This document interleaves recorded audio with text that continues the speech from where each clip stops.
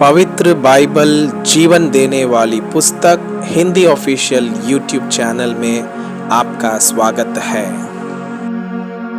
हमारे वीडियो प्रतिदिन प्राप्त करने के लिए कृपया हमारे चैनल को सब्सक्राइब करें और नोटिफिकेशन आइकॉन भी दबाएं।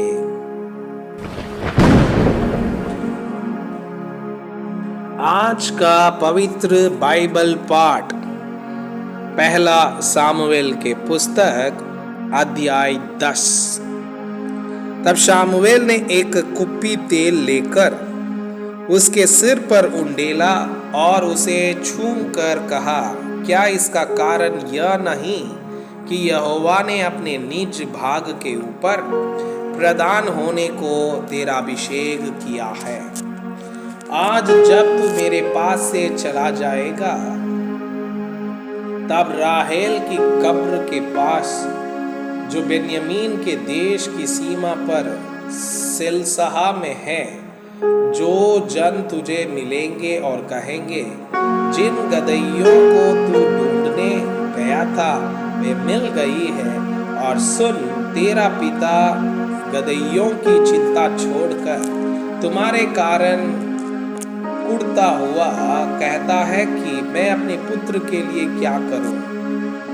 फिर वहां से आगे बढ़कर जब तू ताबोर के भांज वृक्ष के पास पहुंचेगा तब वहां 3 जन परमेश्वर के पास बेतेल को जाते हुए तुझे मिलेंगे, जिनमें से एक तो बकरी के 3 बच्चे और दूसरा 3 रोटी और तीसरा एक कुप्पा दाग मधु लिए हुए होंगे।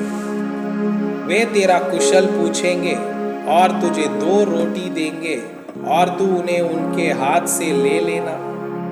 तब तू परमेश्वर के पहाड़ पर पहुंचेगा जहां फिलिस्तियों की चौकी है, और जब तू वहां नगर में प्रवेश करे तब नबियों का एक दल ऊंचे स्थान से उतरना हुआ तुझे मिलेगा, और उनके आगे सितार, टप, बांसुरी और वीणा होंगे और वे नबूवत करते होंगे।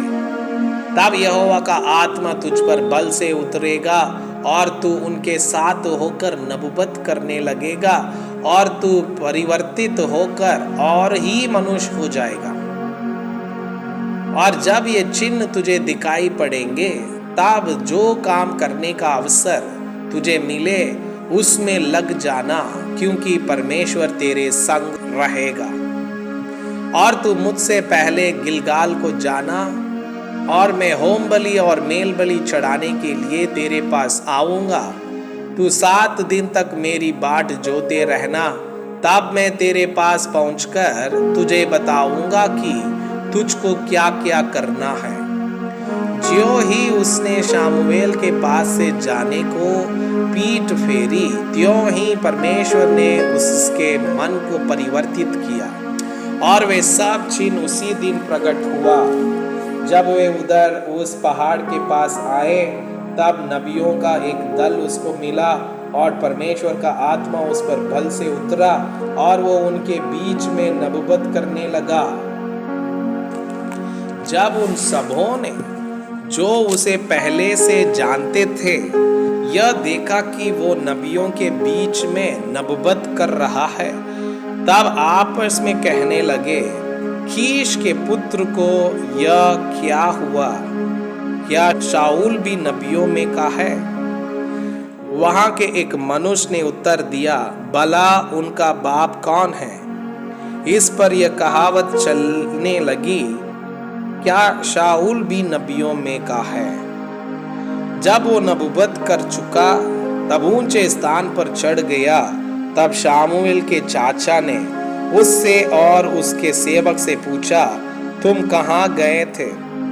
उसने कहा, हम तो गदहियों को ढूंढने गए थे, और जब हमने देखा कि वे कहीं नहीं मिलती तब शामुएल के पास गए। शाऊल के चाचा ने कहा, मुझे बतला कि शामुएल ने तुमसे क्या कहा। शाऊल ने अपने चाचा से कहा, उसने हमें निश्चय करके बताया कि गदहियां मिल गई, परंतु जो बात शामुएल ने राज्य के विषय में कही थी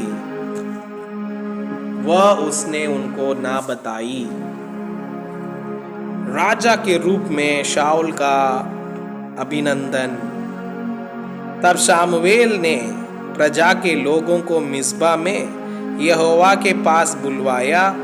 तब उसने इस्राएलियों से कहा, इस्राएल का परमेश्वर यहोवा यों कहता है, मैं तो इस्राएल को मिस्र देश से निकाल लाया और तुमको मिस्रियों के हाथ से और उन सब राज्यों के हाथ से जो तुम पर अंधेर करते थे छुड़ाया है। परंतु तुमने आज अपने परमेश्वर को जो सब विपत्तियों और कष्टों से तुम्हारा छुड़ाने वाला है तुच्छ जाना और उससे कहा है, हम पर राजा नियुक्त कर दे। इसलिए अब तुम गोत्र गोत्र और हजार हजार करके यहोवा के सामने खड़े हो जाओ। तब शामुएल सारे इस्राएली गोत्रों को समीप लाया और चिट्ठी बिन्यामीन के नाम पर निकली। तब वो बिन्यामीन के गोत्र को कुल खोल करके समीप लाया और चिट्ठी मात्री के कुल के नाम पर निकली। फिर चिट्ठी कीश के पुत्र शाऊल के नाम पर निकली और जब वह ढूंढा गया तब ना मिला। तब उन्होंने फिर यहोवा से पूछा, क्या यहाँ कोई और आने वाला है? यहोवा ने कहा, सुनो, वो सामान के बीच में छिपा हुआ है। तब वे दौड़कर उसे वहां से लाए और वह लोगों के बीच में खड़ा हुआ और वो कंधे से सिर तक सब लोगों से लंबा था। शामुएल ने सब लोगों से कहा, क्या तुमने यहोवा के चुने हुओं को देखा है कि सारे लोगों में कोई उसके बराबर नहीं? तब सब लोग ललकार के बोल उठे, राजा चिरंजीव रहे। तब शामुएल ने लोगों से राजनीति का वर्णन किया और उसे पुस्तक में लिखकर यहोवा के आगे रख दिया।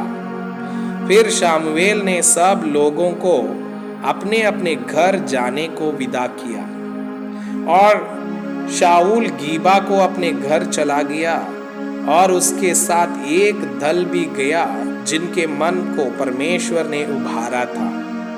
परंतु कई लुच्चे लोगों ने कहा, यह जन हमारा क्या उद्धार करेगा?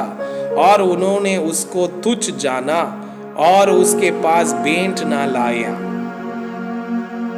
तो भी वो सुनी अनसुनी करके चुप रहा। मैं आपसे यह अनुरोध करता हूँ कि कृपया आज का बाइबल पाठ को अध्ययन करें और जिन वचनों के द्वारा आप प्रभावित हुए उसे अपने कॉपी में लिखें और आज दिन भर इस वचनों को अपने जीवन में अभ्यास करें। परमेश्वर चाहता है कि आप उनके समान सिद्ध और पवित्र बने।